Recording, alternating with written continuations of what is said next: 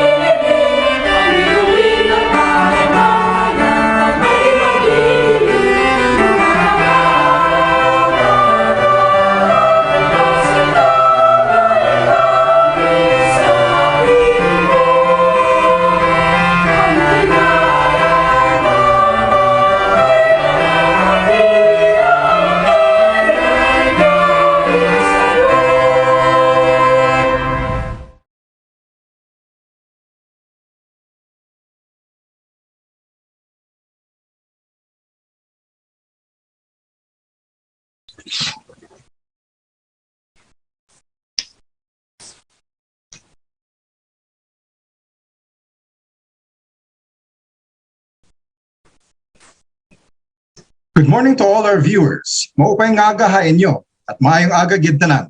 I hope you'll forgive me for massacring the Waray and Hiligaynon tongues respectively, and allow me to thank you for joining us on the Manila Times Online Business Forum, where we get a taste of the Visayan way of making a killing in the regional, national, and even global markets. My name is Dafort Villaseran, the Manila Times or TMT editor, and I am also your co-moderator for today. Co-moderating with me is Conrad Carino, the Manila Times or TMT business editor. Maupay nga aga, Conrad. Kumusta? Well, I'm glad that we are discussing today the business prospects in the Visayan region, because this region deserves more attention to become a growth engine for the Philippine economy. Because in the past years, what we have witnessed is that it is Metro Manila and the Calabarzon that have been the drivers of growth for the Philippine economy. But now I want also to see, all of us want to see the Visayas region become a major contributor to Philippine growth. And actually, it has been. But what have you heard about the headwinds or tailwinds of business? What have they been whispering about the Visayas lately? Well, from what I have observed, things are looking up for the Visayas. And let me mention that two metropolitan areas, particularly Cebu and Iloilo, are leading the way in the development of that region.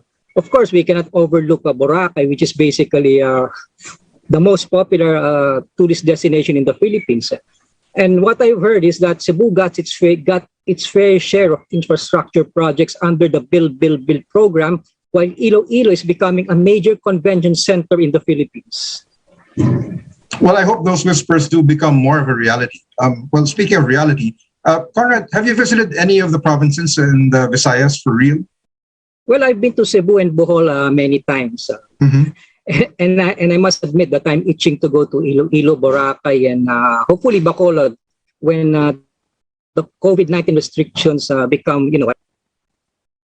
more lax. In terms of the development, the boom, and a lot of the, like you mentioned, the infrastructure and all of the tourist destinations that have been sprouting or being largely added to or developed. This reminds me of an article that I read in the Times today.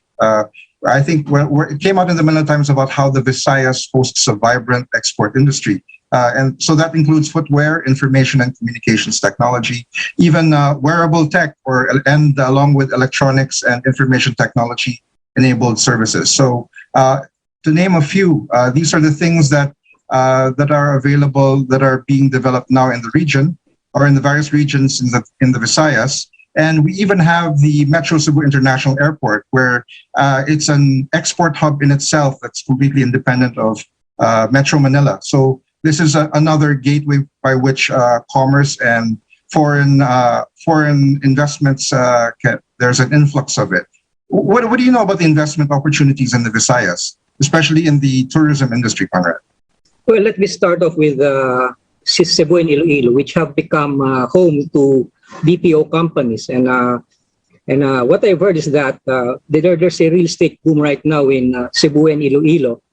And when it comes to tourism, of course, Cebu, Iloilo, Bacolod, Bohol, and Boracay are still popular tourist destinations. And let me add that some of my friends who work abroad tell me that when they mention some foreigners, while some foreigners do use Manila as a reference to the Philippines, there are already foreigners who use Cebu as a reference to the Philippines. So that means that the Visayas is not only a business center, but we can use it to brand the Philippines, the whole Visayas, like Cebu, Iloilo, and so forth. Well, aside from travel and tourism, I read that manufacturing, construction are also top growth drivers in Central Visayas. And then for Western Visayas, it's accommodation and food service.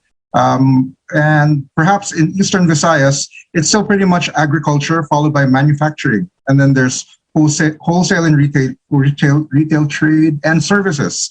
So what have you heard about the untapped potential of these regions though, Conrad? Well, from what I have observed, Metro Cebu is already hosting what they call a real estate boom. And recently, the Cordova, the big bridge there that links two islands was completed, and that's a very, very big step to the development of the region.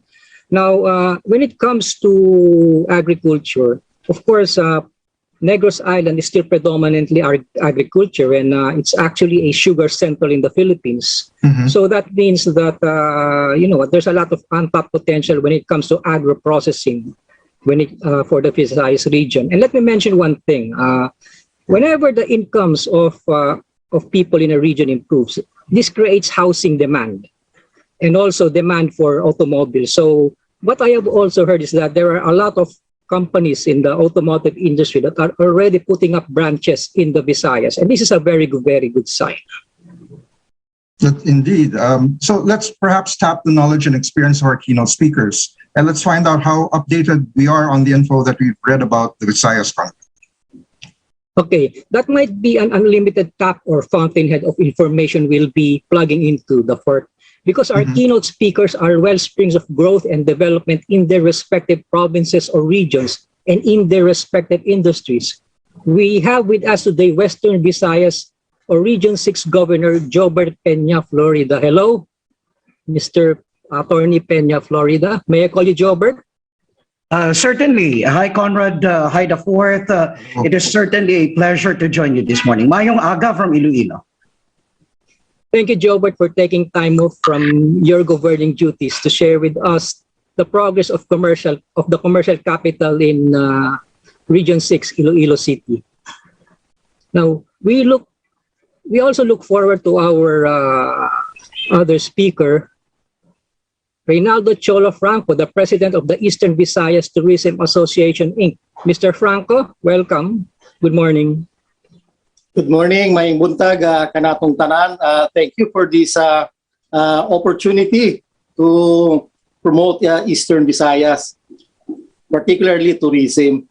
Marami po tayong potential sa Eastern Visayas that hindi nyo po medyo natitignan pa. But I'm here to promote the whole of Eastern Visayas. Thank you very much. No? Yes, sir. Can I call you Reynaldo or Cholo, sir? Cholo po, Cholo. My friends call me Cholo. Pag tinawag mo po ako na Reynaldo, hindi kita papansinin. Thank you, Cholo, for agreeing to be part of our forum to discuss. My privilege, my honor. Okay. We look forward to your presentation later, Mr. Cholo. Yes, you'll be our third speaker. Yeah. And we're grateful for your being our keynote speakers on the Manila Times Online Business Forum. Our title for today is The Visayas, Regional Direction, Governance, and Progress. Mayong aga gid, Jobert, mo pa yung aga, Cholo. Now, Conrad. Good morning, the fourth. Hello. I hope I didn't totally destroy the dialect, the language. Maayos-ayos sana yung pagkabigkas ko.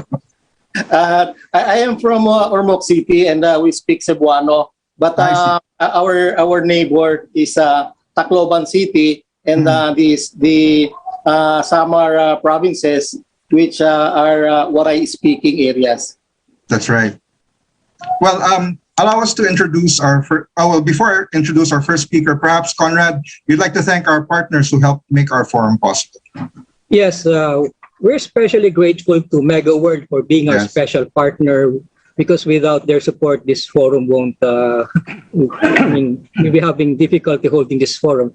We also welcome the support of our organization partners, particularly the British Chamber of Commerce of the Philippines, the Cebu Chamber of Commerce and Industry, the French Chamber of Commerce and Industry in the Philippines, the Davao City Chamber of Commerce and Industry, or DCCCII, the Financial Executives Institute of the Philippines, or FINEX, the Italian Chamber of Commerce in the Philippines, or ICCPI, the Management Association of the Philippines, or MAP, the Nordic Chamber of the Philippines, the Philippine Center for Islam and Democracy, She Talks Peace, and of course, our media partner is the Manila Times TV. And with that, allow me to present our first keynote speaker for the Visayas Regional Direction, Governance, and Progress. Actually, our first speaker doesn't need much introduction as her reputation precedes her throughout the Visayas, but especially in Region 6 or Western Visayas. Unsurprisingly, it is because of her baluarte or bailiwicks. These are Boracay New Coast in Boracay Island, Iloilo Business Park in Mandurriao, Iloilo City, Mandurriao, Iloilo City, and Santa Barbara Heights in Santa Barbara, Iloilo, the Upper East in Bacolod City, and North Hill Gateway in Bacolod Talisay in Negros Occidental. And then in Region 7 or Central Visayas, there's the Mactan New Town in Lapu-Lapu City, Cebu. Ladies and gentlemen, I give you our first speaker, Jennifer Palmares Fong, MegaWorld Visayas Vice President. Jen, the screen is yours. Thank you, Dafort. I am beyond proud and excited to present to you this morning the developments of MegaWorld Corporation in the Visayas region. Today, I want to showcase the holistic approach that MegaWorld Townships offer, from state-of-the-art facilities and amenities in each developments, as well as accessibility for its residents and business partners in terms of location, opportunity, and growth. With constantly evolving way of life, our township also evolve and grow alongside our residents and partners, providing opportunities for fitness, healthy living, and career development in how we grow and expand our real estate development. Currently, the company has sprawled out 3 townships in the highly urbanized cities of Iloilo, Bacolod, and Cebu.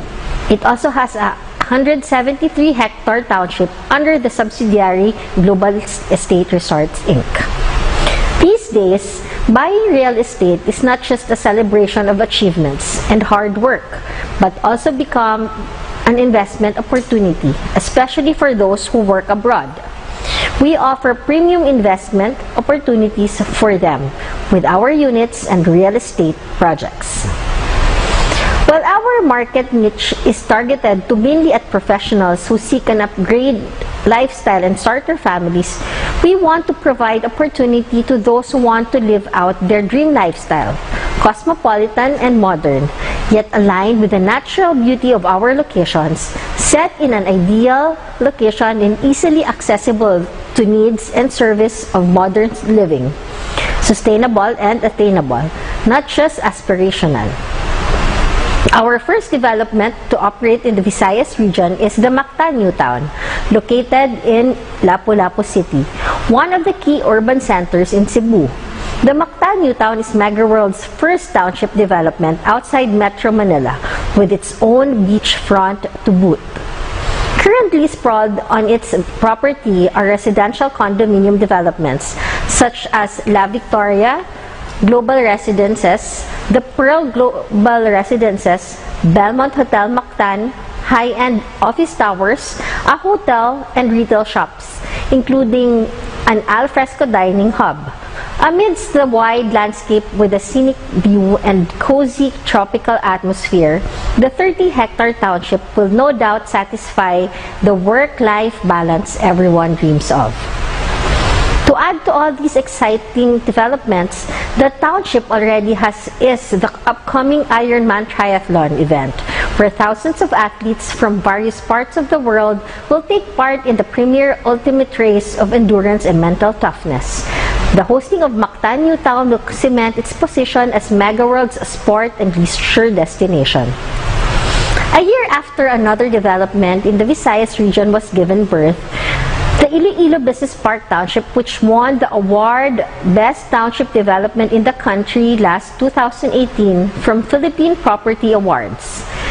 The award-winning 72-hectare township of MegaWorld Corporation, located at the old airport Mandurriao, Iloilo City, is the city's newest economic landmark.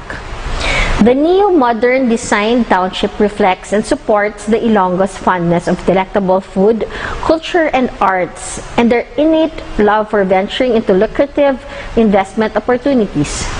To date, the township has a total of 3 existing residential towers and an addition of 3 upcoming projects: the Pinnacle, Belmont Hotel, a hotel investment opportunity in Iloilo, and the International Corporate Plaza, Iloilo Business Park's first office condo. The township is also home to thousands of jobs, primarily offered by business process outsourcing companies, banks, and other traditional offices. Filled with sites of imposing landmarks, the Iloilo Business Park also boasts 2 existing plush hotels, the Courtyard by Marriott Hotel and Richmond Hotel, and the very impressive Iloilo Museum of Contemporary Arts. and the Brandy Museum, a first in the Philippines. Dubbed as the region's financial district, Iloilo Business Park recently welcomed Bangko Sentral ng Pilipinas through a groundbreaking ceremony 2 weeks ago. In addition, the approximately 9.2 hectare financial district will be surrounded as well with different financial institutions and banks. On the other hand, there will also be an annual bike festival in the township in support of the local government's initiative to help the cities becoming one of the most bike-friendly cities in the country. Lastly, the youngest township development of Mega World Visayas is Bacolod's the Upper East, the Manhattan, New York-inspired township located at what used to be the Bacolod Murcia Milling Company on the eastern side of Bacolod City, will be the city's version of an upscale lifestyle hub. This will be a melting pot of residential condominiums, lifestyle malls, commercial centers, BPO office towers, tourism and leisure facilities, a transport hub, recreational parks, and open spaces. It will also house the grandest standalone McDonald's branch in the Visayas. It will also host this year the first Grand Criterium race. The Bacolodnons and Negrenses alike, traditionally in close kinship for their shared haciendero roots, will enjoy development like the One Manhattan and Herald Park suites in the township. These towers offering top-notch relaxing amenities in an ideal dwelling place for young professionals and growing families. Aside from the three mentioned townships from Mega World Visayas, also we have the Santa Barbara Heights development of Global Estate Resorts Inc. in Santa Barbara Heights, Iloilo. This community designed by nature township accentuated with a panoramic backdrop of rolling hills and a natural lake is only a few meters away from Santa Barbara town's most notable historic landmark, the Iloilo Golf Course and Country Club, the oldest in Asia, and the century-old Santa Barbara Church and Convent. This used Mega World's Jerry offers residential and commercial lots that will surely capture the interest of its high-income target market who keenly want to live in a beautiful, peaceful community that blends splendidly with existing scenic natural environment. Another plus factor, it has an easy to the vibrant rhythm and overtures of the highly urbanized Iloilo City nearby. For the past decade of operations, Mega World townships in the Visayas have shown promising performance as evident in the fast-paced appreciation of our properties. This appreciation is primarily fueled by the demand coming from OFWs, local entrepreneurs, and clients from nearby provinces of the townships.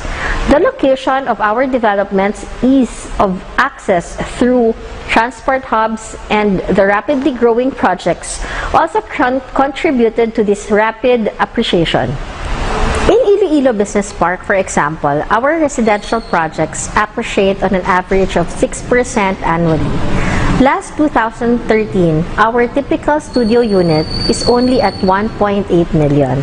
Almost a decade after, you can already sell your unit at 4.8 million. In Mactan, Newtown, we started with One Pacific Residences at 4.1 to 5.7 million. Now, the latest project, the Pearl Global Residences, has a launching price of 7.3 million. Lastly, our Bacolod project have an average value of 14% per annum. The first condo project we built in Bacolod started at 101,000 per square meter. Currently, it's already at 170 per square meters. With a promising economic landscape in the Visayas region, we at Mega World are positive that we can uplift more lives and impact more societies. Mega World Visayas will continue to innovate and thrive to provide exciting developments in the Visayas that will continue to celebrate traditions and embrace progress.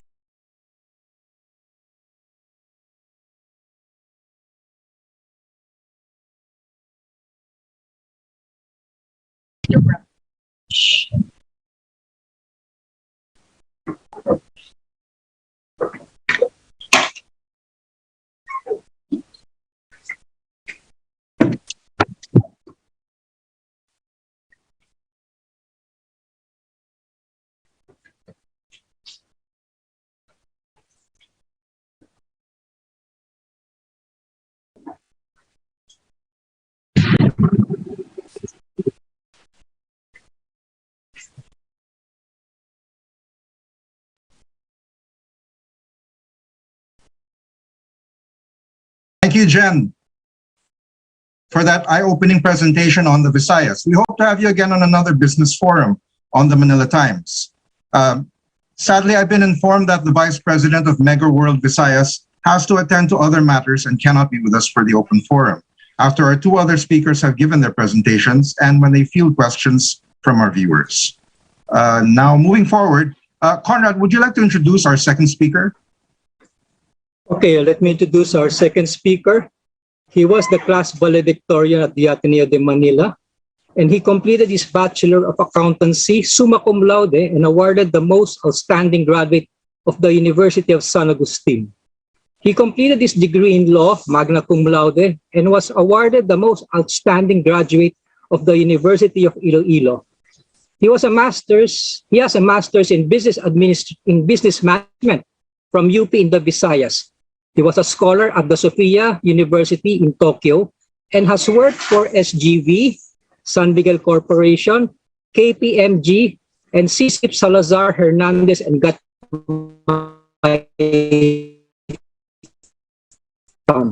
And he has been a professor at his accountant as journalist, anchor, and opinion columnist. He has also been multi-award, and they have a brilliant daughter. So, ladies and gentlemen, I would like to present to you Western Visayas Region 6 Governor Jobert Peña Florida. So the screen is all yours, Mr. Jobert.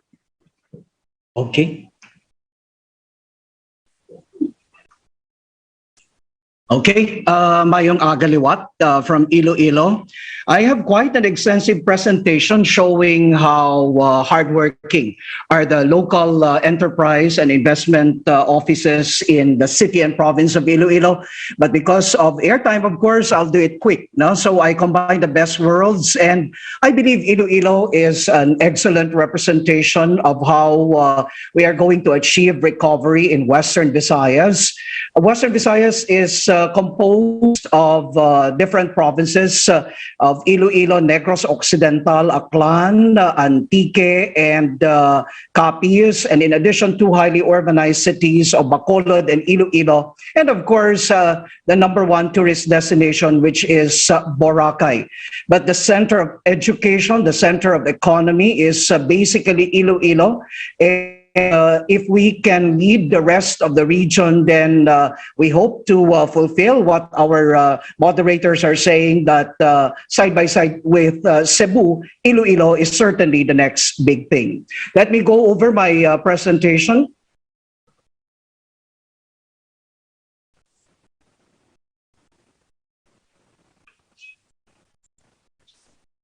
Okay. This is the outlook of Iloilo's economy today, as prepared both by the city government and the province of Iloilo.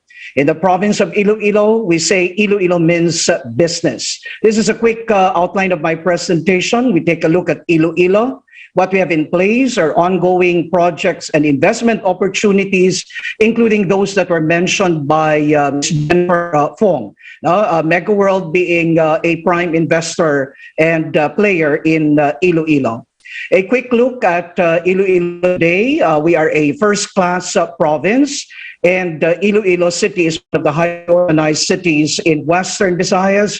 We have a combined total population of 2.5 million. It is so accessible to go to Iloilo. We are more or less an hour by plane. And in terms of cargoes, in less than 18 hours, you can be here by boat. And of course, the presence of roll-on, roll-off facilities, which continue on a daily basis. We combine the best of both worlds because the province of Iloilo is a food basket. It is a prime food producer, provider of mineral resources, and a site of many beautiful tourism destinations. On the other hand, Iloilo City is home to some of the best schools in the country, in different disciplines. And of course, all the regional offices of the different government entities have their main office in Iloilo City. What we have in place now that I will entice you to come and visit us. We have a state-of-the-art Iloilo International Airport that will welcome you, and this has an extensive road network leading to the city. We have different airlines servicing Iloilo and different destinations that you can come from, not only from Manila, but also from Cebu, Davao, Jensan, among others. Prior to the pandemic, we also have international flights to Hong Kong and Singapore. In terms of port facilities, Iloilo is now improving its international port. We have a fast craft terminal also to serve Iloilo, Bacolod, and Panay, Negros destinations. We have an excellent Iloilo Wharf, which is a tourist destination or attraction in itself. We have a Fort San Pedro terminal that can accommodate large vessels. Different port facilities are also available in different parts of the provinces, particularly in Dumangas, Estancia, and Concepcion, and this facilitate the delivery of the logistical services, especially of fresh marine products from Western Visayas. In terms of import and export, while we have certainly seen a dip, which is the scenario in all over the world. Now we have seen how we have been able to recover, no, in terms of import and exports in from 2020 to 2021. What we are very proud of, when you go to Iloilo,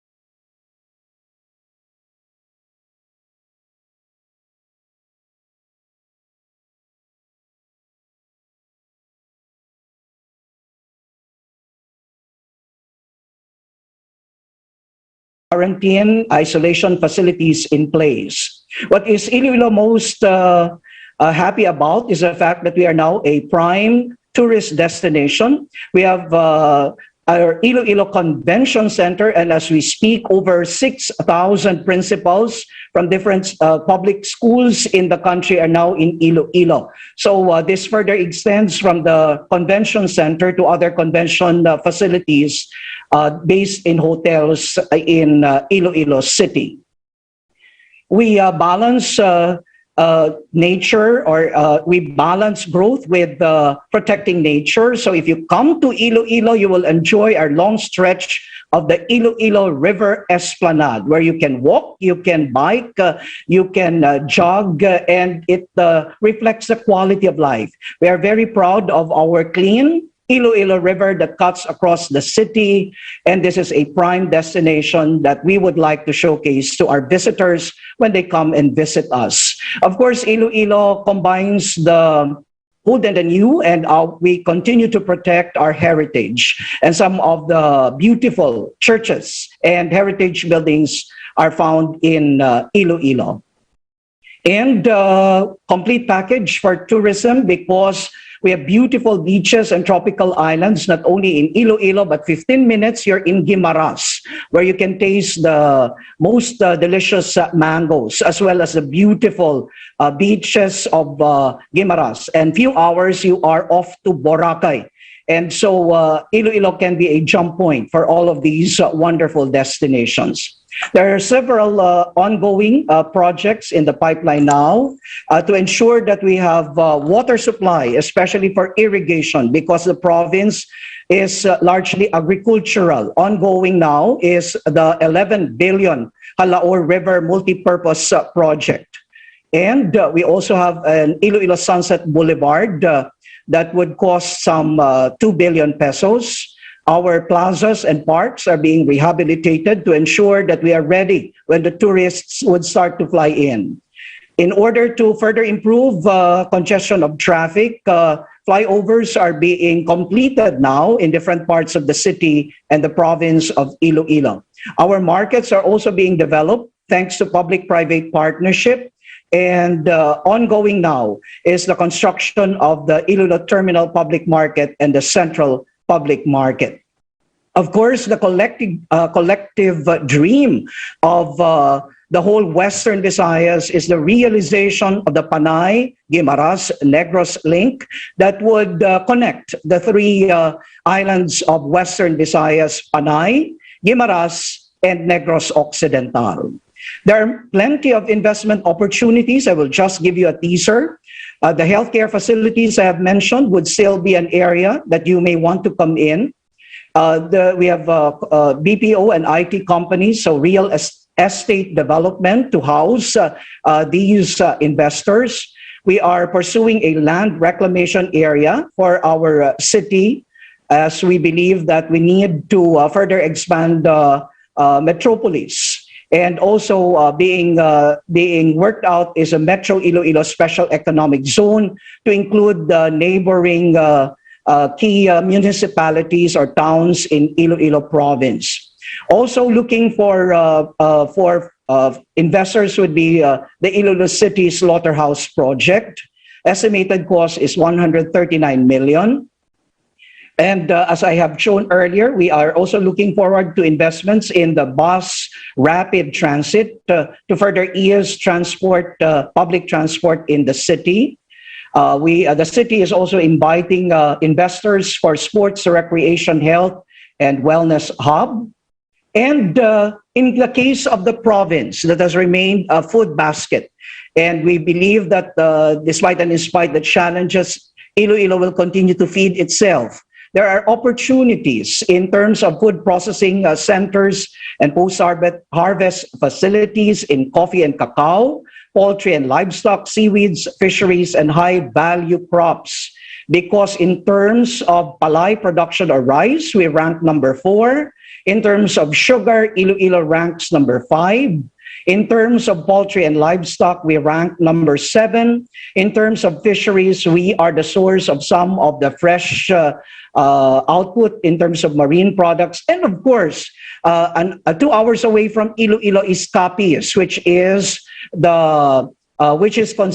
considered as the seafood capital of the Philippines. In terms of mangoes, Iloilo ranks 6, and in addition thereto are Titas mangoes in nearby Guimaras. And corn production for both white and yellow are active in the province. We also have our own supply of fruits and vegetables, making us sustainable. And this is an emerging commodity now, coffee as well as cacao. For native chocolates and which we call tablea, as well as native coffee. And this is something that the province is also pushing forward. So in a nutshell, that is the dynamic, vibrant, and livable city and an icon for sustainable development, which is Iloilo City, as well as the rich natural resources of Iloilo province. For more details, and I'd like to acknowledge them and properly attribute to them, our materials are courtesy of the Local Economic Development and Investment Promotion Center of the City of Iloilo. We thank Mayor Jerry Treñas and Ms. Belma Lau, its officer. And at the same time, we also would like to thank the province of Iloilo, Governor Toto Defensor, and Ms. Au Bakabak for the materials in the case of Iloilo province. So thank you very much for bearing with me, and see you in Iloilo. Thank you very much for your thorough and enticing presentation, Attorney Jobert. Conrad, is there something you wish to have clarified or elaborated about the talk of Attorney Peña Florida? Well, let me ask one question. I've seen from your slide that Iloilo has placed a lot of emphasis on the improvement of ease of doing business. Now, let me ask you, how do you grade Iloilo? I mean, 100 the highest, of course, in terms of achieving ease of doing business. How do you grade yourself, Iloilo? Because I've seen you've made a lot of gains. Being a player in being a stakeholder, having my business in Iloilo, I would rate it now at 90% because we can secure our permits easily in terms of business permit renewals. Okay, that's very good. We'll be having more questions for you after we have our second speaker, but that's a very good answer, sir. So we'll get back to you later in the Q&A. Thank you very much. Well answered, Jobert. So during open forum, I hope you'll be able to join us again after our third speaker, which I'll be introducing shortly. All right, so on to our final presenter. He was the National Economic and Development Authority, or NEDA, Regional Development Council Private Sector Representative for Tourism, as well as the co-chairman of the Economic Development Committee. He was the Ormoc City Tourism Council first vice chairman for the private sector. He was also the Regional Ecotourism Committee Private Sector Representative. And he also worked on the Lake Danao Natural Park Management Board and Technical Working Committee. So let's all welcome Eastern Visayas Tourism Association President since 2016, if I understand correctly, Reynaldo Cholo Franco. You have the screen, Cholo. Hi, good morning. Good morning, the Fort and Conrad, and maayong buntag kanatong tanan. Maayong buntag. Maupay na aga hayo tanan. Ug nagapasalamat ko. Thank you for this opportunity and this time I can talk about tourism in Eastern Visayas. And as you have mentioned a while ago, I sleep and breathe tourism. Kaya pag pinalabas mo yung dugo ko, merong dugong tourism dyan, tsaka grace of God. So thank you very much. And in behalf of Ms. Maricel Ngo, the regional governor of PCCI in Eastern Visayas, I thank you for this honor and this opportunity to talk about tourism in Eastern Visayas. Now, little is known in Eastern Visayas. Unlike our neighboring regions, Region 7 and Region 8. Kanina, kakwento lang ni Attorney Jobert, incidentally na nagkita kami yan sa Iloilo during the assessment of the National Tourism Development Plan for 2022 up to year 2028. And I am really amazed at how beautiful Iloilo is. And siguro that is one of our dreams and our targets for Eastern Visayas. So these neighboring regions, if I may call them as our mentors and big brothers here in Eastern Visayas. We have lots of potentials and lots of opportunities which I can tell you. But let me walk you through muna with my short presentation regarding Eastern Visayas. So this is a short brief, short presentation lang.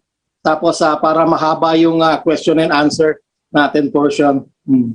So fast facts muna, location. Eastern Visayas lie on the easternmost coast of the Philippine archipelago. Our boundaries, north is a tip of Bicol Peninsula. At the south is the Pacific Ocean. And at the east is the Surigao. And west is the Maqueda Bay, Visayas Sea, and the Camotes Sea. As for the dialects, parang tayong lahat talaga. We have lots of dialects, especially here in Eastern Visayas. We have the Waray-Waray, we have the Cebuano, we have the Inabaknon, which is quite unique. Kasi dito lang ito sa Kapul Island, you can hear this dialect in the whole of the Philippines. And then, of course, we have Filipino or Tagalog and English. As for population, we have 4.5 million in population. Capital city is Tacloban. Land area is 23 square kilometers, 23,000. Topography, region's terrain is relatively flat, near and along the coast.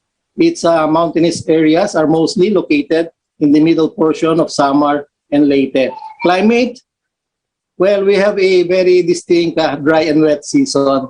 Driest months, April to May, and the rainiest months, November to January.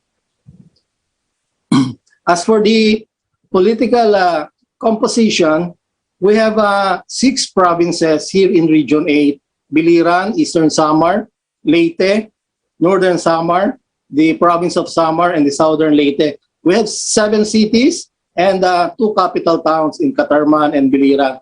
As for the economic strength, we are primarily an agricultural region with a geothermal capital of the Philippines, yung Leyte geothermal power fields.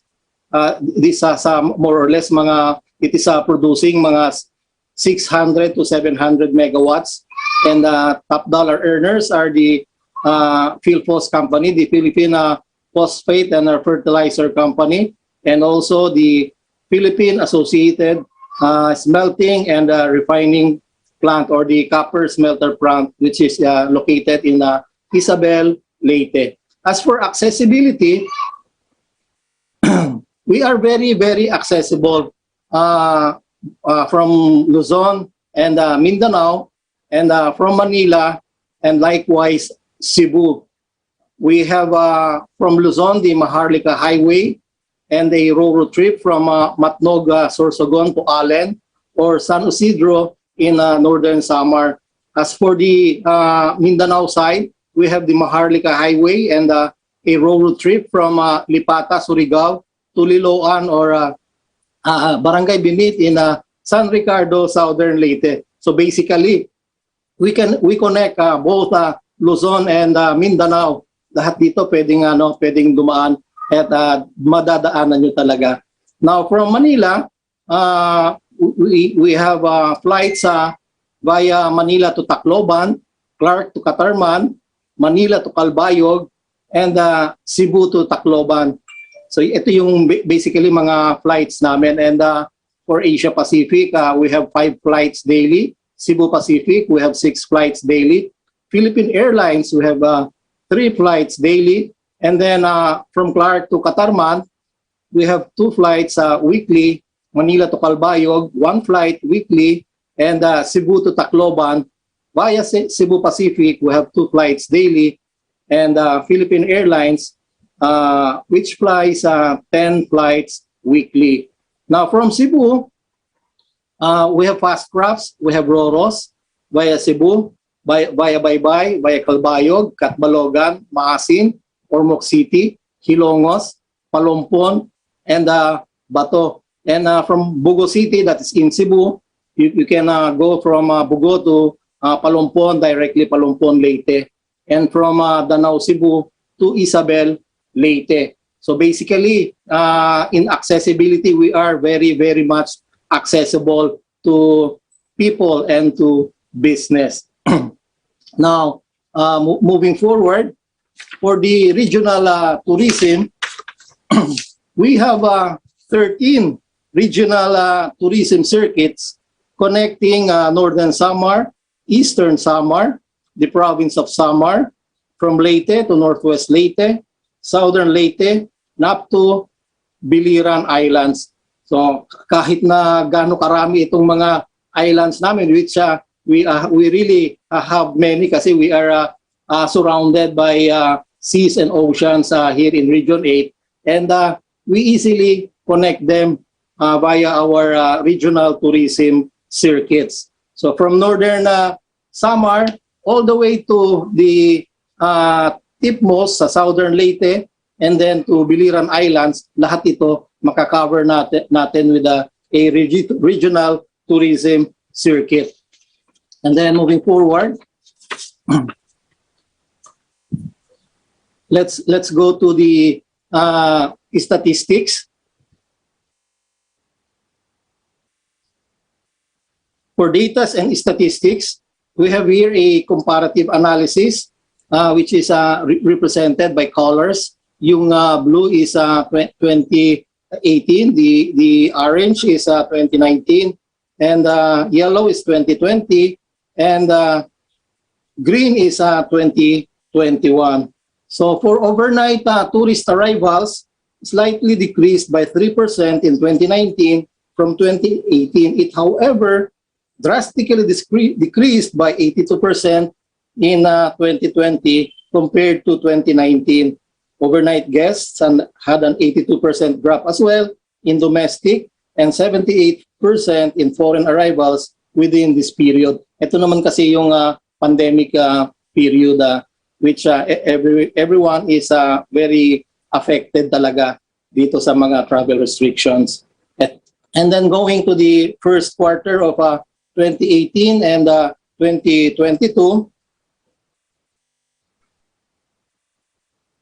for the first quarter of 2018 to 2022, the first quarter overnight tourist arrivals in Eastern Visayas increased by 8% in 2019 from 2018. It, however, decreased by 49% in 2020 compared to 2019. Overnight arrivals further decreased by 23%, both in 2021 and 2022. Now, from the first quarter data, a 6% increase in overnight domestic tourist arrivals occurred in 2019 from 2018, and it decreased by 49% in 2020.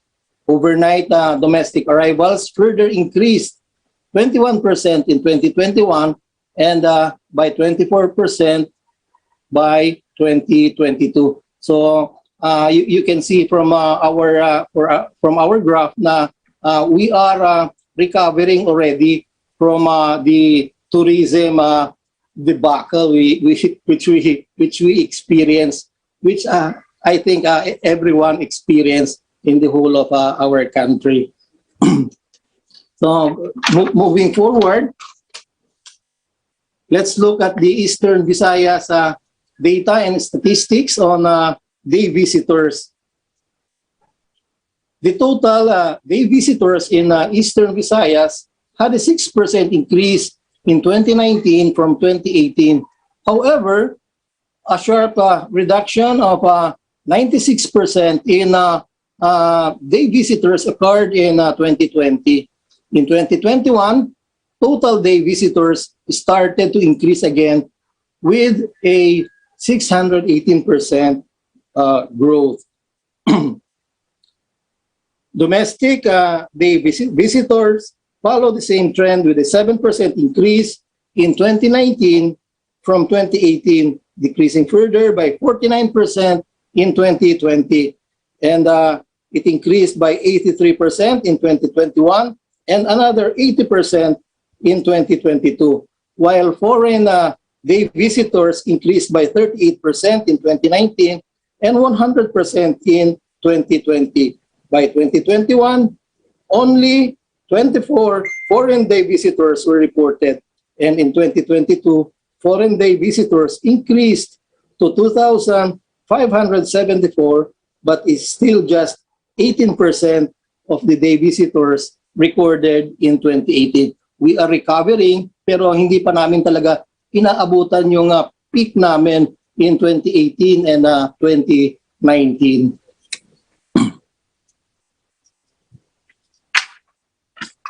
And then going to our accredited tourism enterprises,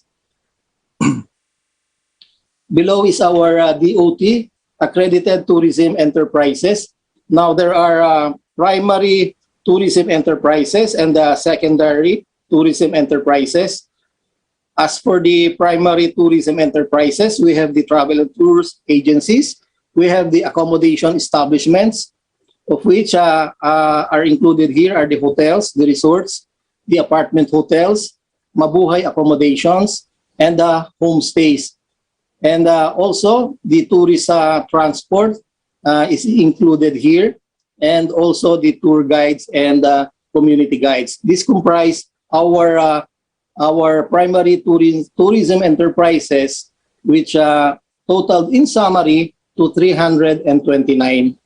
For our secondary tourism enterprises, we have our restaurants, specialty shops, agri-tourism farm sites, adventure and tourism recreational facilities, MICE organizers, and tourism trainers. So this is the data and statistics on tourism arrivals and also the tourism accredited tourism enterprises. Now for the hindi ko na nakabit dito, for the tourist receipts, may I just give you an idea of how much Eastern Visayas gained gained from visitors coming to Region 8. For 2018, we almost met our target of 20 billion kasi sa 2018 we had a revenue of 19.6 billion. For 2019 we have 24 billion. 2020 it drastically decreased, talagang napakababa nung bagsak niya. 2020 3.1 billion, 2021 6.5 billion. And in 2022, ito first quarter lang ito, 1.1 billion. So talagang we have still a lot of work to do here in Eastern Visayas to recover dito sa aming mga tourism stakeholders and even our tourism enterprises. So maybe I can talk later on dito sa natin sa mga pagdating dito sa question and answers, ano ba yung mga potentials ng Eastern Visayas, tapos sa mga ways forward namin, ano ba yung mga strategies to recover and regain and sustain our tourism industry. Tapos we can also talk about yung mga stimulants or how did we induce tourism growth in the region. And then, siyempre, the overall tourism experience, yung mga multidimensional approaches to tourism, very important also in our recovery. And also siguro we can also talk about later on capitalizing on domestic or local tourism, most especially dun sa pinagdaanan natin na pandemic, tsaka yung Region 8 favorite whipping boy ito ng ng mga calamities. Lahat ng malalaking calamities, name it, we experienced it, from super typhoons to big earthquakes, lahat yan na dinaanan namin. But we are very, very resilient. And by the grace of God, talagang ang industry sa Region 8, including the stakeholders and the enterprises, pinagtulong-tulungan talaga namin ito to recover. And also, my big thanks and appreciation to our DOT8 Secretary, RD Karen. Ito po yung namin dito, partner namin. This is a whole of tourism industry approach ang ginagawa namin dito. So it's not only the national government, but also the regional line agency, itong DOT, and then the LGUs. We are looking for talaga yung mga tourism champions na local chief executives. And of course, itong private sector. We are all here together to support one another to not only recover, but siyempre kagaya ng Iloilo, talagang we dream of Iloilo. Although we have bucket lists here of where to visits dito sa sa Eastern Visayas. Marami po tayong mga potentials, marami po tayong mapupuntahan. So I am inviting you ang Manila Times to come over. The fourth, si Conrad, even for ano ba to, nakalimutan ko yung pangalan ni Ma'am. Sama-sama po tayo, puntahan po natin, bisitahin po natin itong Eastern Visayas Region 8. So thank you very much, and I will just welcome mga questions dito sa ating forum. Yeah. Thank you very much for your enlightening presentation, Mr. Cholo. Now it's my turn to ask you the fourth. Is there anything or something you wish to have clarified or elaborated about the presentation of the Eastern Visayas Tourism Association President? Actually, Conrad, before anything, I just want to say kay Cholo na naka-impake na yung aking mga maleta. Ready na sa mga destinations na suggest mo. I think along with the rest of a lot of our countrymen, handang-handa na tayo sa tinatawag natin ngayong revenge tourism. Talagang nakaipon lahat ng ating mga pagnanasa, yung hopes natin na makapagpalibot and to discover more of yung beauty ng country natin. But in line with yung things that you've mentioned kanina, we do have a question for you, Mr. Franco. Does Region 8, according to from Oli of Olongapo, Mr. Franco, does Region 8, if you were to compare, alin daw yung mas masarap na mangga or mga kakanin? Sa Leyte ba or sa Panay Island? Sige, very good question. Baka may umangal dito si Attorney Peña. Attorney Jobert, yung yung Leyte naman is not into mango production. Although meron kaming maliliit na dito, mango farms. But what I can be proud of is our pineapple. Dito sa Ormoc City, ipaglalaban ko talaga ito. We have the sweetest pineapple. Ito yung table pineapple or the queen pineapple dito sa Ormoc City. So when you come and visit here sa Ormoc, I'm sure si Jobert will be here by August kasi Visayas Area Business Conference namin yan. Yes. This is a big event for the chamber. Tatlong tatlong chambers ito that's going to visit us. And talagang paghahandaan namin kayo not only with the tourism sites but also with our human capital. And etong if kasi incidentally si yung newly appointed DOT secretary natin si Secretary Christina Frasco is from Ormoc. Yung roots niyan Ormoc City. So taga rito talaga siya. Yung grandmother niya, si Esperanza Phil, is an Ormocana. Tapos yung mother niya, si Governor Gwen, was with us for so many years dito sa Ormoc City and is part of the development of Ormoc City. Not only politically, but economically as well. So, yung sa mangga, surrender ako diyan kay Jobert. Sa inyo na 'yan. Pero yung pineapple sa amin yung pineapple. And for the sweets, marami po kaming mga desserts. Merong mga binagol, merong mga moron, and merong Tres Marias, and meron kaming we have the secret kitchens of Samar na talaga we all can enjoy it. So, Attorney Peña, Florida, Robert, you would agree that the mangoes in Panay are the best. Would it be mainly from Guimaras that they are grown, or are there already pocket areas in the rest of Panay Island? As I presented earlier, although that was very quick, because of the so many materials given to me by the province and the city. The province alone produces its own mangoes. We're number 6 in terms of mangoes. Now, so we have different towns in Iloilo where you can buy mangoes. But we give it to Guimaras, which is just across Iloilo, 15 minutes away.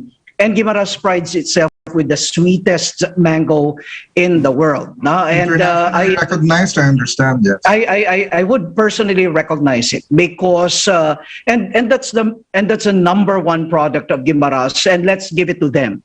The really delicious mangoes come from Guimaras. Ironically, the fourth, mahal pa yung mansanas kesa mangga kahit sa Iloilo.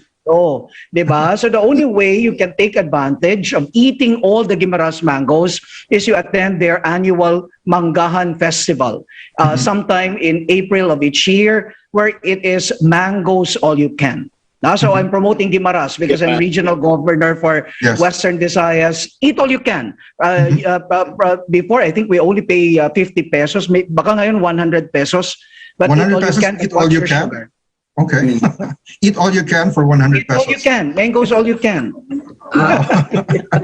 Well, maybe both of you can share with us more of the festivals that you'd like to promote, and the conferences that you mentioned that you'll be both attending soon also. One of the biggest business events in the Visayas.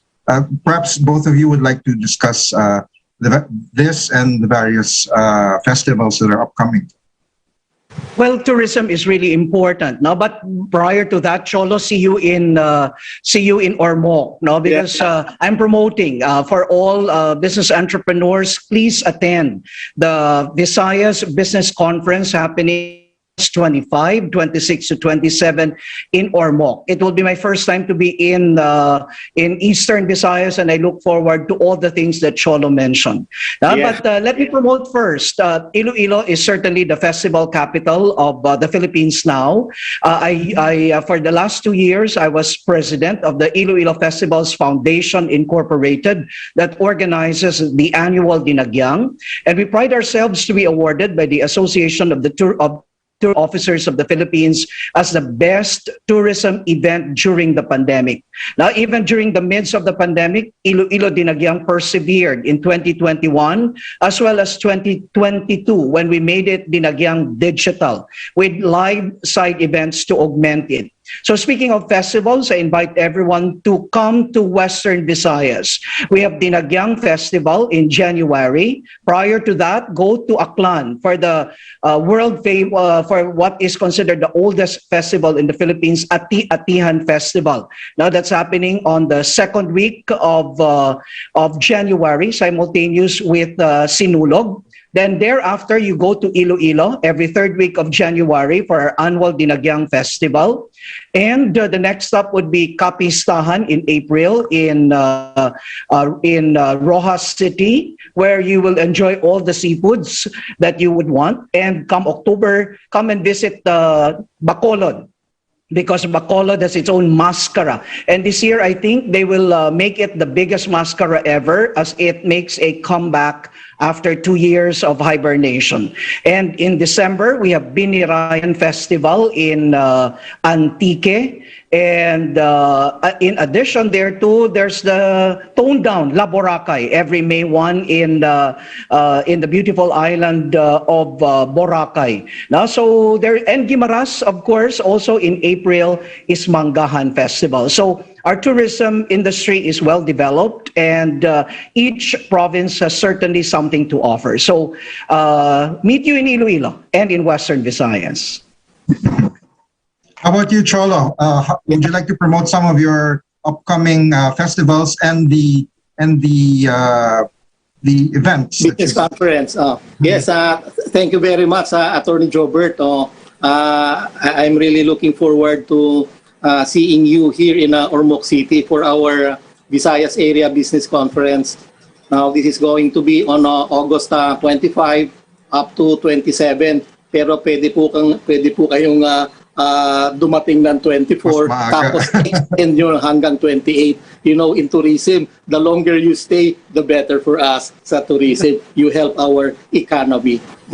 Now, as for the festivals, we have 6 provinces, and all these 6 provinces have their own festivals. Incidentally, today is our fiesta here in Ormoc City. And last night, talagang very grand yung fiesta celebrations. We have artists from Manila coming over to do concerts. Free yan, tapos nandun sa plaza. Talagang napakasaya ng plaza, and with all the fireworks. Pagkatapos, of course, we have the Piña Festival here in Ormoc City. And yung isang very exciting part nung isang gabi is the yung lechon kumbira. That's talagang eat all you can yan, puro lechon. So this was sponsored by the LGU. Sawa ka sa lechon. And of course, I am proud to say that we also have one of the best tasting lechons all over the country. Now, as for Tacloban City, bukas naman yung fiesta nila. Kaya magkasunod lang. Kaya napaka-festive talaga nitong Leyte. Fiesta de Santo Niño, right? In Tacloban City. Tapos they have the Pintados event also that ginagawa nila yearly dyan sa Tacloban City. Aside, of course, from the other events that they will be hosting and promoting. So, yun ang mga namin, mga important events. Baka pag sinabi ko pa lahat, maabutan tayo ng umaga dito. I think, Conrad, between the eat all you can lechon and the eat all you can mangoes, I think magta-thrive talaga yung medical industry ng the Visayas. Talagang yung mga doktor ay lalago talaga ang practice nila with that. But it's really something to look forward to, yung delicious opportunities and activities that can be enjoyed in the regions in the Visayas. Do you have any questions, Conrad? Well, I'd like to simply ask one more. The question about the other industries, particularly the BPO industry and the agribusiness, agro-processing. As you all know, coffee, for example, there's a growing demand for that worldwide. And in fact, we even have to produce more for our for our own needs. Now, let me ask, how do you intend to put Iloilo coffee into the world map or even the national map? Because I see the big potential of coffee and even cacao. So let's just focus on those two commodities at the moment. So can we have Mr. Attorney Jobert first, sir? Then we go to Mr. Cholo. Well, Sir Conrad, the effort to really promote cacao and coffee, the efforts are continuing and are being pursued aggressively. We thank our local government, especially the province of Iloilo, and the collaboration with the Department of Trade and Industry. Now, so they have formed organizations. We have a Panay Organic Producers Association. We have a very strong Iloilo Coffee Board, and happening together with our Iloilo Business Month in August, before we proceed to Ormoc for the Visayas Business Conference, is the first ever Iloilo Coffee Festival. Now, so what we are doing now, we have our own coffee festival. And so what we are doing now is really come up with the varieties that we are producing locally in terms of coffee, and really introduce not only a shared facility. So both in cacao and coffee, we're introducing shared facility. DTI is continuously improving the packaging of our products. Can you get my packaging? I'm asking my daughter to get my packaging of coffee made in Iloilo, and at the same time, promoting our own product. Now, this is coffee made in Iloilo. Now, so That means delicious, right, Namit?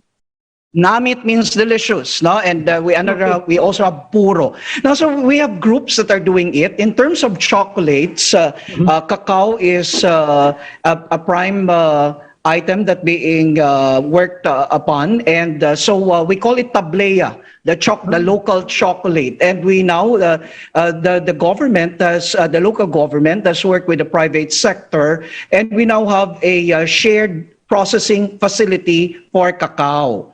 Now, and on the other hand, businesses are heavily promoting by improving branding first and marketing our products. So the coffee of Iloilo, I bring them and sell them in Boracay as well as in Metro Manila, now via Go Local. That's great, because what I've heard is that every region in the Philippines right now is trying to promote their cacao and coffee, like Cordillera Coffee, Bohol Cacao, and yes, I believe you have a chance of making it. And I'm glad you answered my question, Mr. Cholo. Are you ready to boast of your Mr. Cholo Franco? Yes, thank you. Thank you, Conrad. No? As for Region 8, coffee and cacao are big potentials. I know, but hindi kami masyado into coffee production and cacao production. But the Department of Agriculture, during our meetings at the Regional Development Council, is promoting cacao production, farming sa cacao. But what I can tell you is that we have one of the best processed chocolates na here in Ormoc City. Kaya pag punta nyo dito, pagpunta ni Jobert, ipapatikim ko sa kanya yung processed na talaga na chocolate. Talagang sabi, international quality. As for the for the cacao, ito yung yan, how to pick chocolates, cacao. Yeah, so that means when we go there, we will eat lechon, then eat some mangoes, then drink lots of coffee and cacao, and eat chocolates. Yeah, surely. That's going to be fun. And in Iloilo, of course, and Iloilo, your trip to Iloilo would never be complete without batchoy. No, Yes. Well, you have just to diet thereafter. But batchoy is something that Iloilo is proud of. It originated in La Paz, is that correct? La Paz batchoy, yeah. So what is good about Iloilo is each of our districts will have their own food to offer. So if you go to another district, there is Pancit Molo.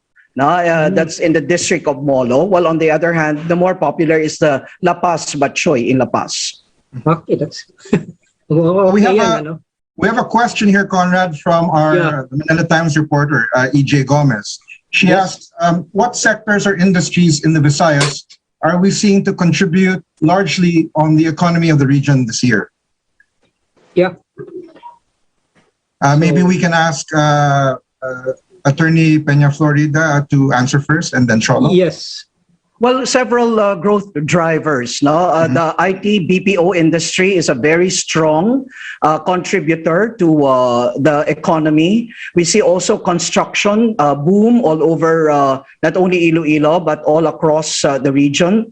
Now there is revenge tourism that you have mentioned earlier. If you go to Boracay, there is revenge travel, and the influx of local tourists certainly helped in boosting our economy. So tourism is another growth driver. And of course, the trade and industry between the different provinces, and also as in terms of the products that we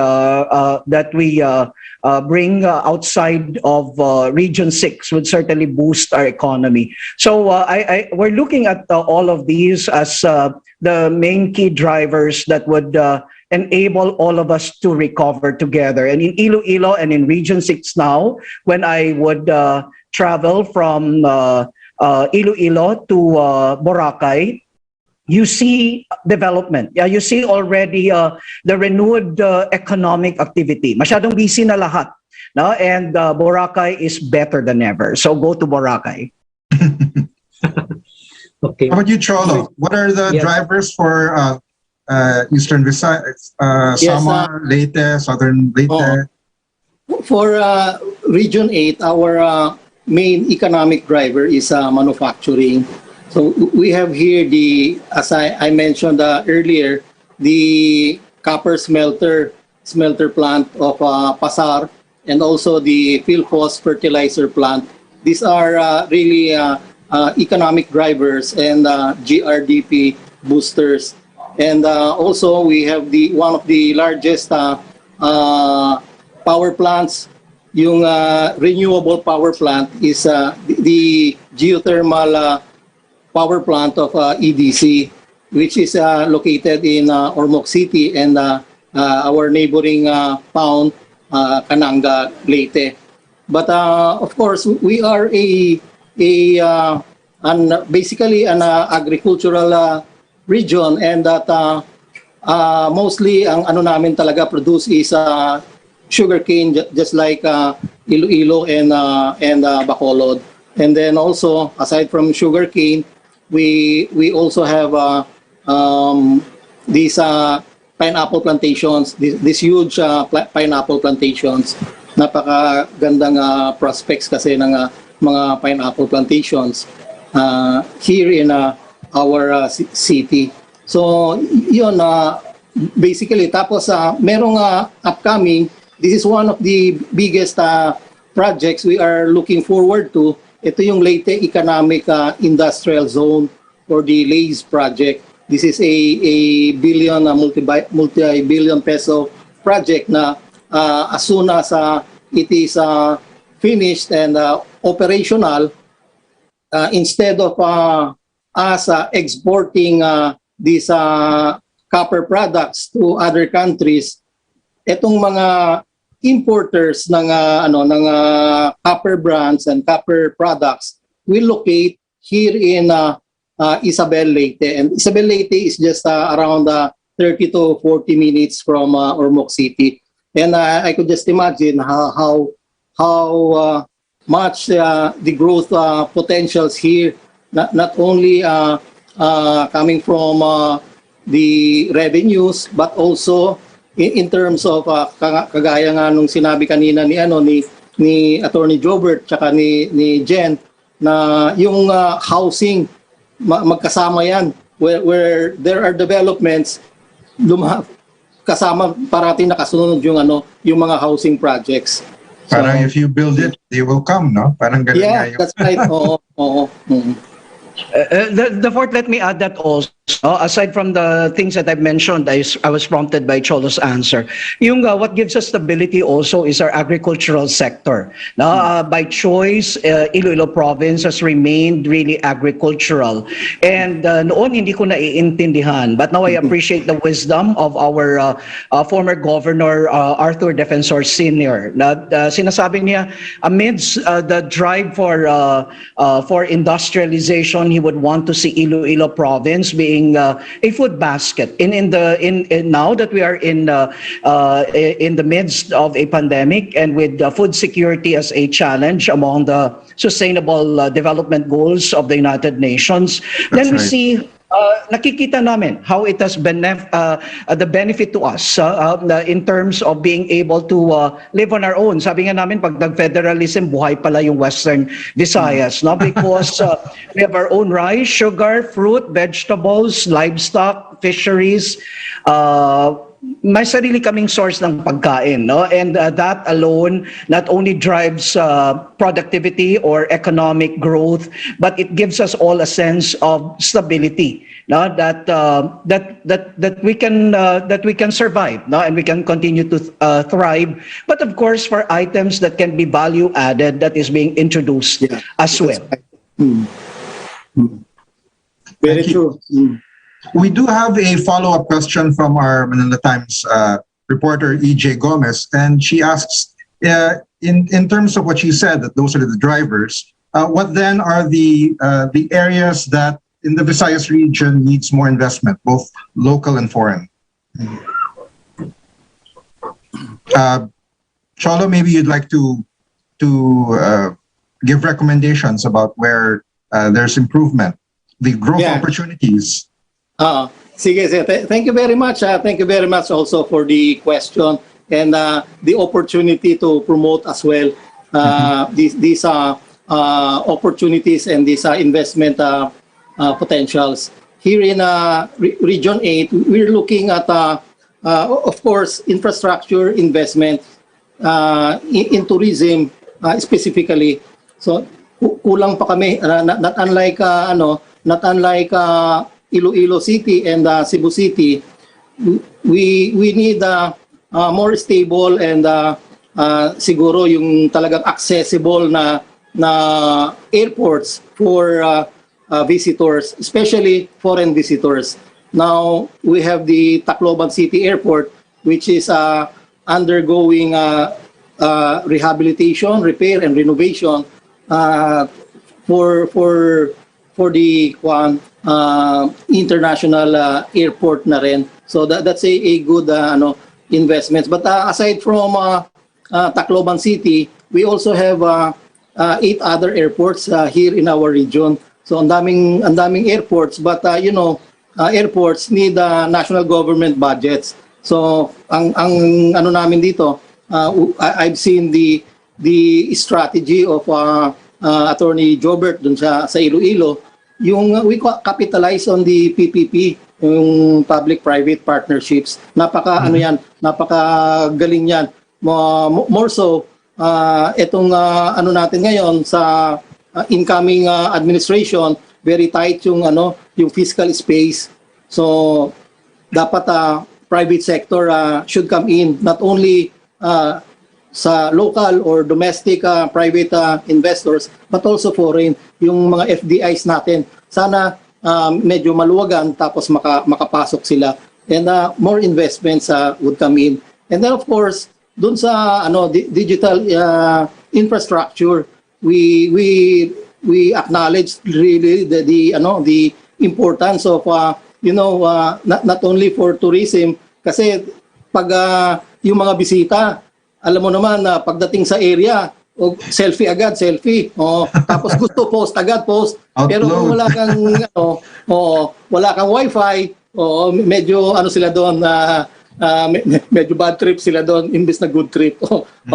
So digital infrastructure, very very important. Talagang pasukan natin ito, especially sa sa private sector, and I think this is going to be one of our topics sa Visayas Area Business Conference, itong digital infrastructure. And of course, with the coming of yung the implementation of the Mandanas ruling or the EO 138, yung devolution ng mga functions, facilities and services of the national government down to the local government units. This is going to be really a very big challenge for local government units, especially for tourism. Sa amin sa tourism, now many of the devolved functions are now with the local chief executives. Sila na ang nagde-decide niyan. So we will be together with RD Karen of the OT8, we will advocate for tourism champions here in Region 8. So talagang papasyalan namin sila. Tapos we will show to them the value of yung tourism not only in their city or municipality but down to the barangays. Kasi ang tourism very inclusive hanggang sa communities na benefited sila. So yun ang mga top 3 siguro na namin na tututukan namin with the incoming administration. Ang hirap-hirap mag-budget. Alam mo naman pag local government unit, it's always infrastructure ang nandyan sa nila nauuna. But there are tourism road infrastructure projects that we can advocate, especially sa mga tourism sites. The very important yung accessibility ng isang tourism site. Whatever the beauty of your tourism site or destination, kung hindi mo naman maaabot, hindi mo naman mararating, ay napakahirap talaga. So dapat talaga parang alam mo naman tayong mga Pilipino, mahilig tayo sa door to door mo do sa hanggang sa pinaka-destination. So those are the mga nakikita namin na investment priorities namin. I know there are still a lot more. We can talk about this for hours. But I'm looking at those top 3 because it has the most impact sa tourism and also for the other sectors sa natin sa region.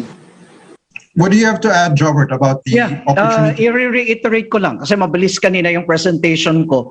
Salesman muna ako ng city and province. Sa Iloilo City, yung pinupush nila is more investments more investment in healthcare facilities like hospitals because not only is Iloilo the capital in terms of economy and in terms of education, pero pati na rin sa health services.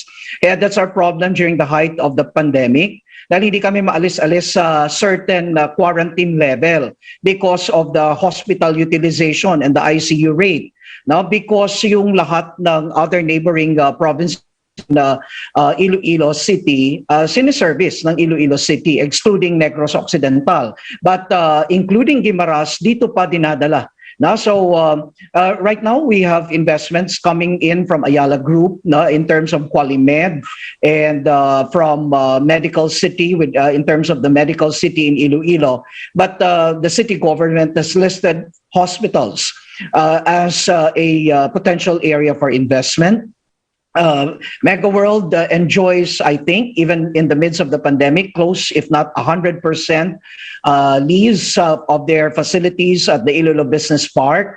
So we need more investment for real estate development to house the BPO and the IT companies. The city is also looking for a major partner to pursue the land reclamation area.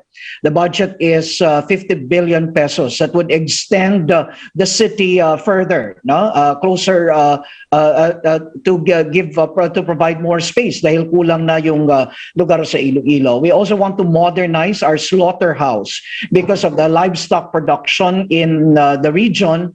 So there is also an investment requirement of 139 million for public-private partnership in that area. the Iloilo City Bus Rapid Transit is something we're looking at. This will cost 56 billion, and other health facilities. Now, doon naman sa province, yung kanilang wish list, in terms of Iloilo province, food processing centers and post-harvest facilities in the following areas: coffee and cacao, na pinag-usapan na natin, poultry and livestock, seaweeds, fisheries, and high-value crops. Now, the complete details will be done by our local economic enterprise and investment promotions office. Thank you. Conrad, do you have any follow-up questions? Conrad? I think you're on mute. Yeah, There from our viewers, we have a question on business opportunities like is it possible for to have shipbuilding facilities in Iloilo, and that's all. I mean, there's one who asked that. I mean, shipbuilding, that's kind of new in that in the region. So, is there any yes, I think, Sir Conrad, that particular investment opportunity has been discussed, no, locally, because of the fact that we are home to not only a very good coastal area and the Iloilo River, but at the same time, because we have excellent maritime schools. Now, the John B. Lacson colleges, the John B. Lacson Maritime University, I think, is the best in the country. Now, so it would complement that. So it is certainly something that we can explore, especially with the local government. Okay. I think the fourth, do you have any questions from? Again, our reporter EJ Gomez has a question regarding, it was mentioned, or actually it was Jobert who brought up the wish list, right? So in terms of wish lists, what are the things you hope President-elect Marcos will prioritize implementing or realizing in the region? So what's your wish list from BPM? When I attended the roundtable discussion also organized with the Manila Times last week, or 2 weeks ago, my wish list really is that the present administration would be true to its mandate of a unified government. Now, because unlike Region 6, unlike Region 7 and 8, that have voted overwhelmingly for the new administration, it's the opposite in terms of Region 6, now that have really voted the other way around. So on a personal note, having taken a more objective position in terms of politics, I did not cast my lot publicly with any, because I'd like to maintain a more objective position. I'd like the administration to be really be true to its mandate of unity, and include Iloilo, include the Region 6 in the development plans and programs. And we are confident that this is the direction that this new administration is taking. Now, so that is something that we really hope for. And considering that our president also traces his roots to Region 8, the Romualdez side. I hope that the new administration can also look into not only is the bridge, yung bridge talagang pangarap namin yan. Kasi this is the Iloilo, Guimaras, and Negros Occidental Bridge that you mentioned earlier. Yes, that I mentioned earlier, yung tatlo. That the three islands would now be interconnected. Pero in addition thereto, sana matingnan din yung aspect of our resiliency vis-a-vis natural calamity. Binanggit yata ni Cholo kanina na pagdating ng December, nanginginig na kami lahat. Kasi it's a question of sino sa amin tatamaan. Eastern, Western, or Central Visayas. In the last year, si Odette, yung tinamaan talaga is Central Visayas. And kayo din ba, Cholo? And portions of Western Visayas. But every year na yan recurring. So we'd like to have sana may stronger climate change or resiliency program na protecting our environment, na how we can cope, no? Kasi after tamaan kami, I was in Cebu several weeks ago, at andun pa rin yung damage caused by Odette, no? Sira pa rin yung mga roof ng ibang buildings, and so it simply shows na very vulnerable ang Visayas. Magaganda nga dahil maganda kami dahil island kami pag summer. Pagdating naman ng tag-ulan, hirap na hirap kami, 'di ba? So sana matulungan how we can beef up our resiliency program vis-a-vis natural calamities. Yeah, as a rejoinder kanina dun sa question regarding yung mga shipbuilding facilities, we truly welcome that. Not only for shipbuilding facilities, but also investments on ports. Kasi we connect Luzon to Mindanao and also Central Visayas. Kaya during our mga RDC meetings, this concern cropped up. Pagdating mo ng Matnog Port, medyo magkaka-problema ka dyan on congestion. So that means to say, kulang yung yung ports nila dyan. So unlike here in Northern Samar, dito sa Allen, 4 yung ports namin dito. So mawa-welcome namin sila, pero hindi nila kaya yung dami dun sa Matnog Port. So we truly wish na the incoming administration na mention nga ni Attorney Jobert kanina, na we have mga homegrown talaga ito. The Marcoses, si Imelda is from Palo Leyte. Si Martin Romualdez, the incoming House Speaker, is from Tacloban City. Pagkatapos yung kanina na-mention ko na, yung DOT Secretary has her roots also in Ormoc City. So we are really very, very hopeful, not only on the tourism development, but also from the other sectors of the region na matutukan ito. Kasi yun nga sa connectivity, we connect Luzon to Mindanao. Pagdating naman doon sa Mindanao area, meron na namang mga challenges doon sa mga ports doon. Dito sa amin, napakaliit ng port sa San Ricardo. Lalo na doon sa Lipata na ang liit din, ang dami-daming activity. Doon sa yung mga products ng Mindanao pass by Eastern Visayas. Yung mga hogs nila, some of their mga corn, dumadaan yan dito sa amin. But doon natetenga sa mga ports. So hopefully meron na mga 6 years, if this be prioritized, magagawa natin ito. And then we also have the Southern Leyte Bohol interconnection. Meron na itong it's already undergoing a pre-feasibility study.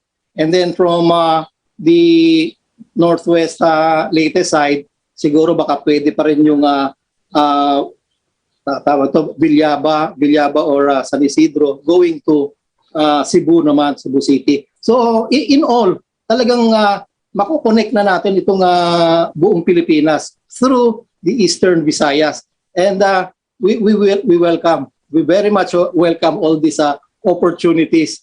Kasi ang ano naman namin dito, katatakutan lang namin dito, yung pandemic eh. Pag nag-pandemic didaan din lahat sa amin dito. So that's it. Pero Lord willing, tapos na tayo dito sa pandemic. But itong mas delikado or mas grabe itong mga acts of God, kasi hindi mo maano rin dito itong bagyo.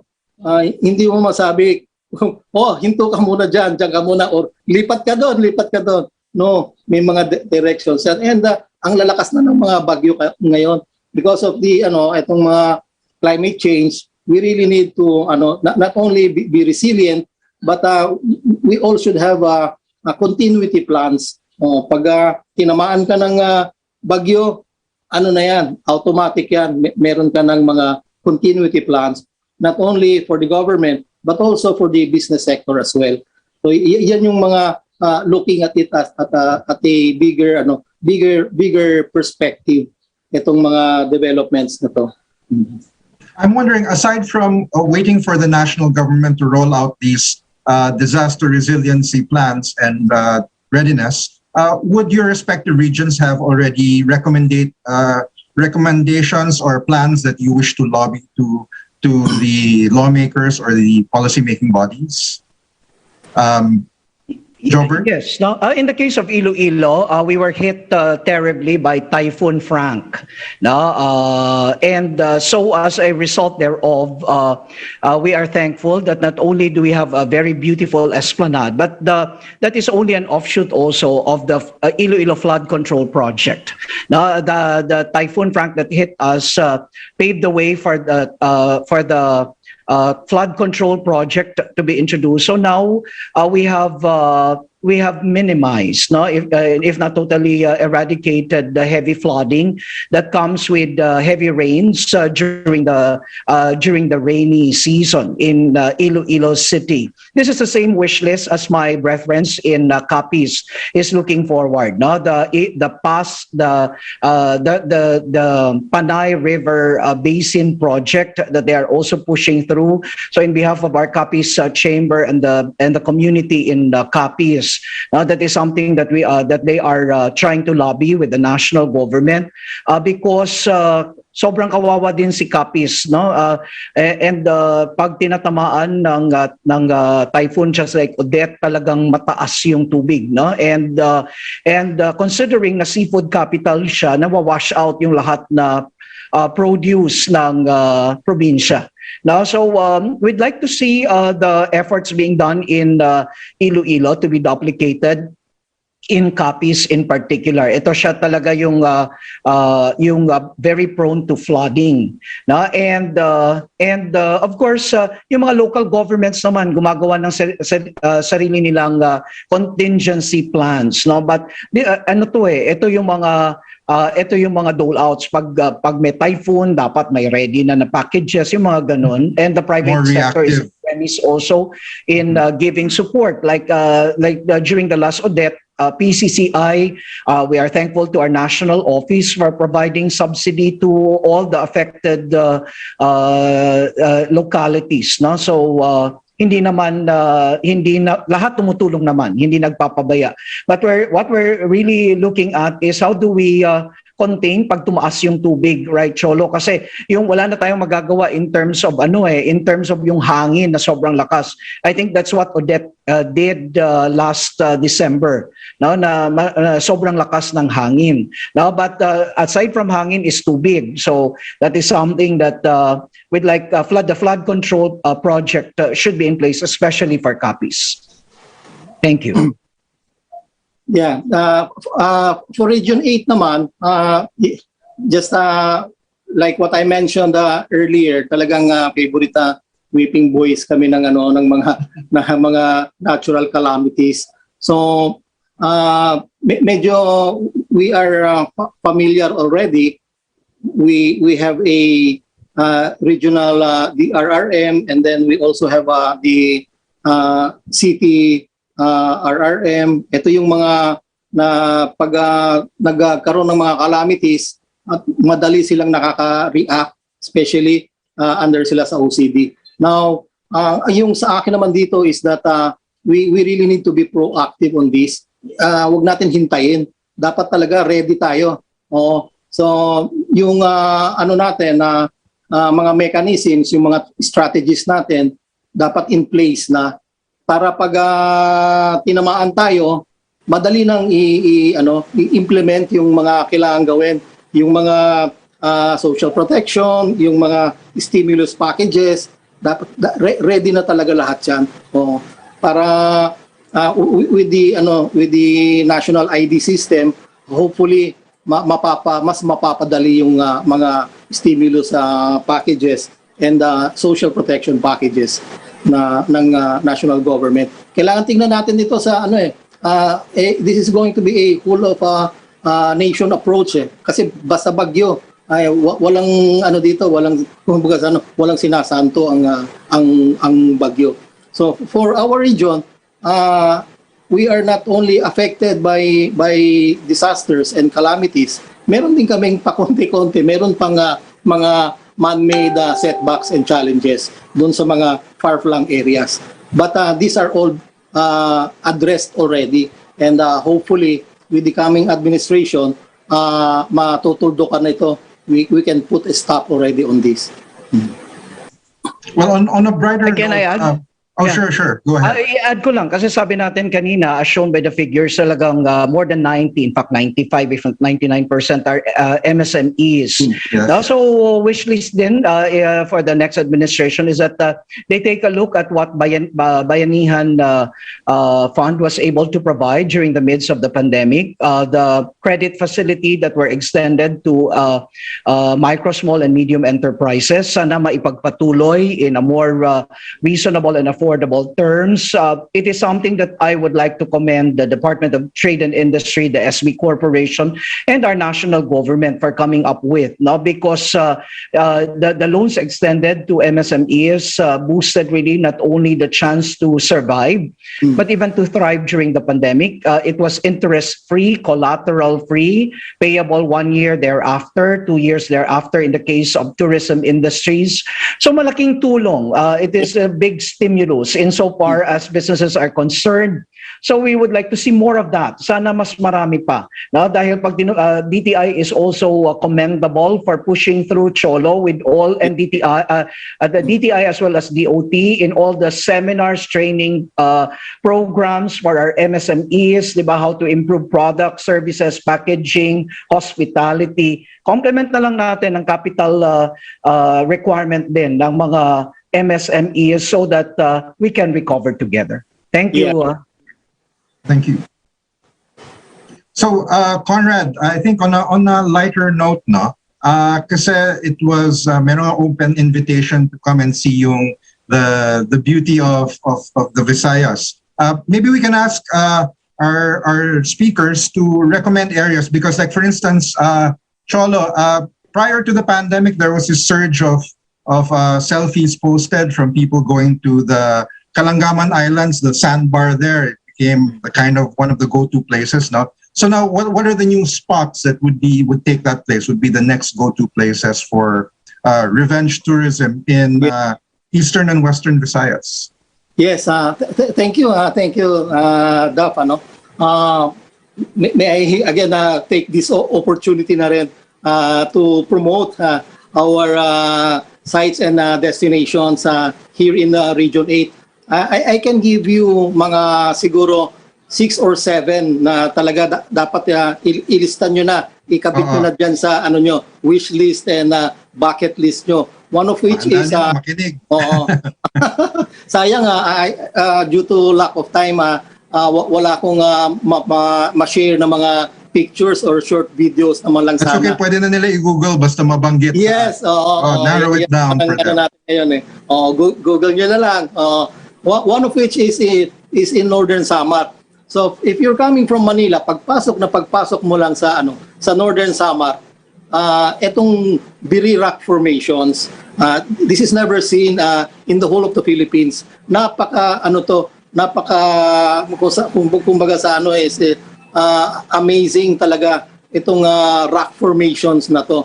And if you Google that, itong Biri Rock formations, makikita mo talaga na napakaganda. Paano ba itong nangyari, itong ganito? There are rock formations all over the country, but this one, makikita mo na this is something different and something you really have to visit, itong Biri Rock formations. And then, secondly, going inside Samar, dito tayo sa Kalikuan surf sites. This is in Eastern Samar. Every October and November, this is the surfing capital of Region 8 ngayon. This is merong mga international competitions that are happening here dito sa Kalikuan Island and Kalikuan Beach. And then, of course, abante ka ng konti, dito naman tayo sa province of Samar. Sa province of Samar, you should not miss the Sohoton Caves. Ito napakaganda nitong Sohoton Caves. Hindi lang yung mga caves dito, pati yung mga POs dito, pati yung mga community organizers, talagang maayos talaga sila. Pag pumunta ka kasi sa isang tourism site, very, very important yung nagwe-welcome sa iyo. Now, if you see the hospitality of the community dun sa area, talagang mabibilib ka. Tapos napakaganda rin ng nitong Sohoton Caves. This is part of the Samar Island Natural Park, which is a protected area. Pero we have endorsed this, and the application is undergoing na. In-endorse namin to as a UNESCO World Heritage Site, itong Sohoton Caves. And then going to Leyte, dito ka na sa Leyte, syempre, ano ba naman yun? Ako, nung elementary ako, high school, pag sinabi mong Leyte, saan yun? Pag sinabi mo Samar, saan ba yun? Pero sabihin mo, San Juanico Bridge, ay, dun ba yun? So alam na alam, this is a landmark. And not only is this going to be a landmark, but this is going to be lighted. Soon, magpapakitang gilas na tong San Juanico Bridge, the new San Juanico Bridge, with aesthetic lights and sounds. Kaya dapat hindi nyo ito ma-miss itong San Juanico Bridge. Of course, yung San Juanico Memorial, kung saan naglanding si MacArthur, pag nung sinabi niyang I shall return, talagang nag-return siya. So nandyan sa somewhere in Palo Leyte. And then moving forward, ito yung na-mention mo kanina, yung Kalangaman Islands. This is in Isabel, Leyte. From statistics, ito yung number 1 talaga na destination namin.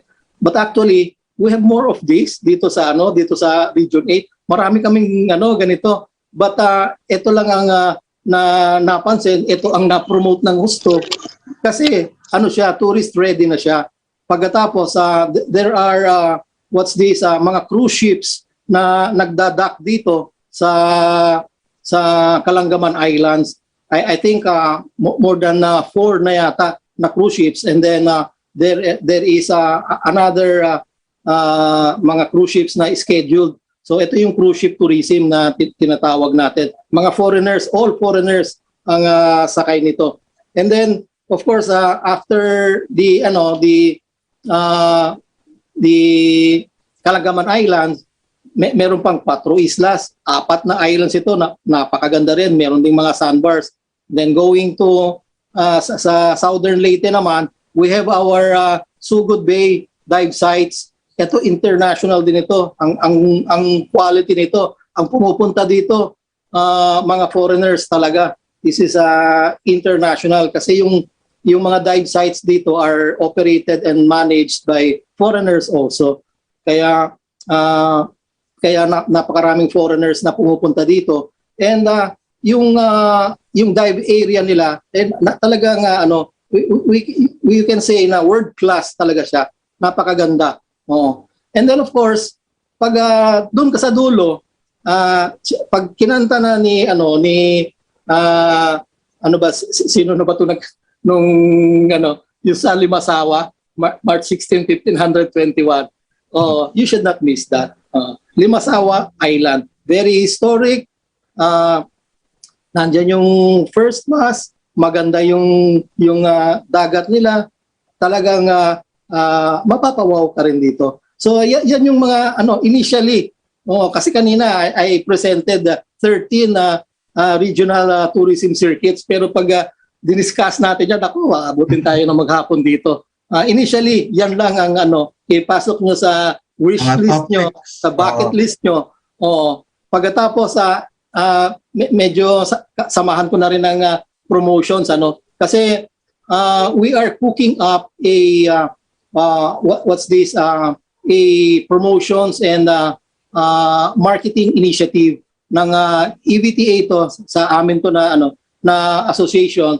Pero this is in partnership and collaboration with the Department of Tourism Region 8, the Tourism Promotions Board, and the National Tourism Associations of Metro Manila and the Luzon and Southern Luzon na mga tour operators.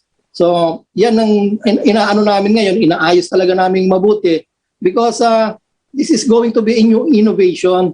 A coach trip ito. Tawag namin dito, Eastern Visayas Asian Highway, 10-day road trip.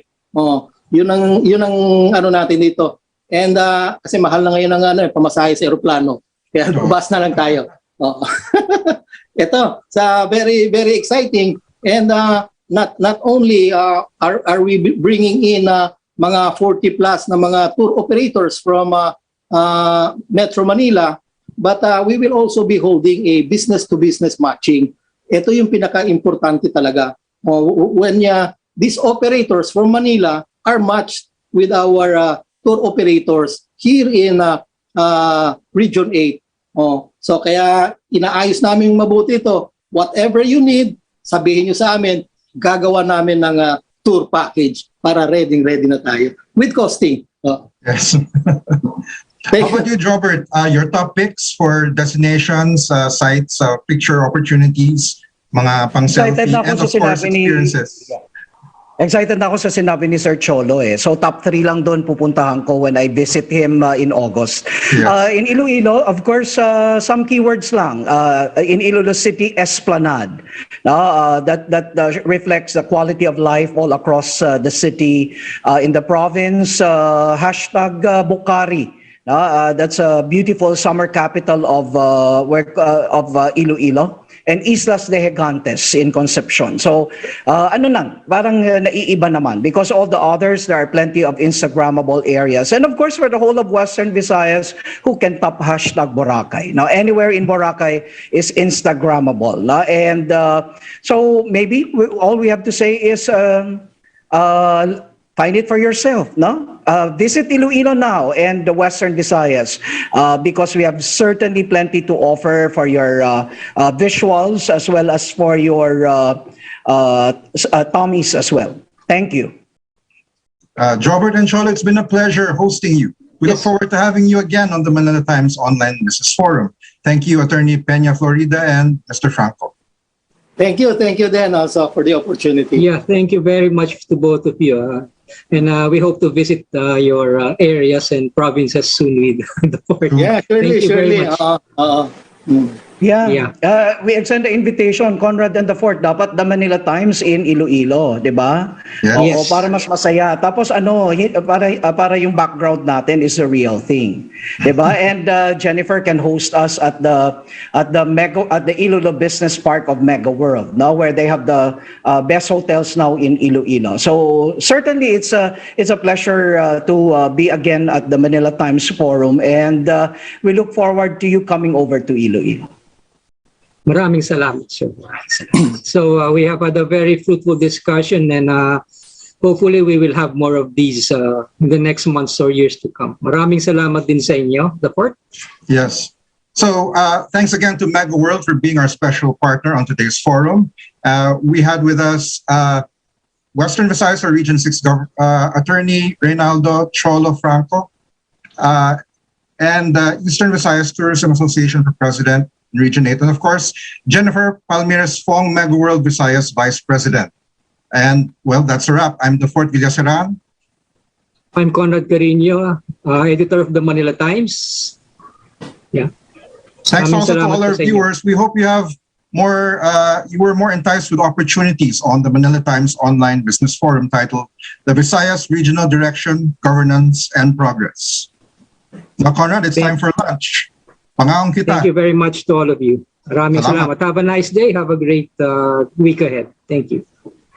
Yeah, I will extend to Regional Governor Maricel Ngo the invitation para we can you can be our media partners for the Visayas Area Business Conference this August 25 and 27. Happy to do that, sir.